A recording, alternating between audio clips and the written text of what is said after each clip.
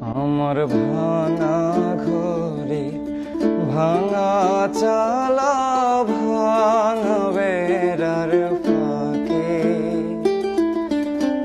অবাক জ্যোৎস্না ঢুয়ে কাপড়ে হাত বাড়াইয়া ডাকে, হাত ইশারায় ডাকে কিন্তু মুখে বলে না।